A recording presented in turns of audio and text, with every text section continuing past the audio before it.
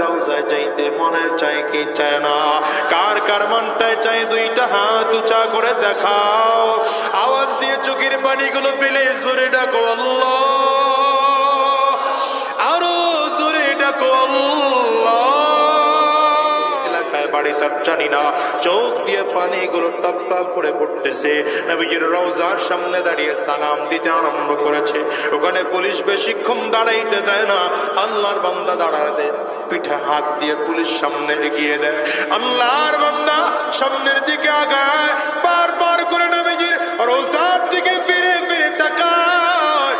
একটু দূরে গিয়া যেখান থেকে আর নবীর রওজা দেখা যায় না, শুধু সবুজ গম্বুজটুকু দেখা যায়।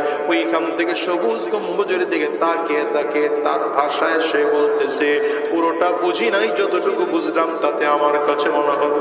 আল্লাহর বান্দা ওখানে দাঁড়ায় দাঁড়ায় ডেকে বলে, ওগো মালিক,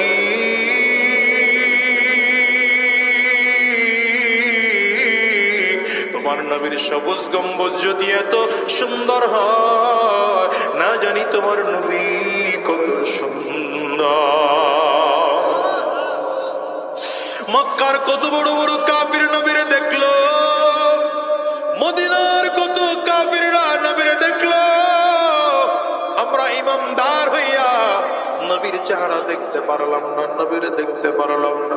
ওগো আল্লাহ, জীবনে একটা বার যদিও হয়, স্বপ্ন যোগে হলেও আমার নবীরে না দেখাইয়া জমিন থেকে নিও না। যুবক বন্ধুরে বলো, আমেরিকায় যাও, চাইনিজ, জাপান, জার্মান, ইন্দোনেশিয়ায় যাও, ফ্রান্স, মালয়েশিয়ায় যাও, বলো বলো আমার নবীর রওজায় যাইতে মনে চায় কি চায় না? কার কার মনটায় চায় দুইটা হাত উঁচা করে দেখাও, আওয়াজ দিয়ে চোখের পানিগুলো ফেলে জোরে ডাকো আল্লাহ,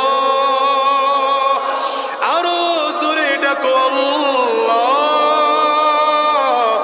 জবান খুলে চিল্লায় ডাকো আল্লাহ, আর চোখের পানিগুলো ফেলে ডাকো আল্লাহ। দয়ার মালিক,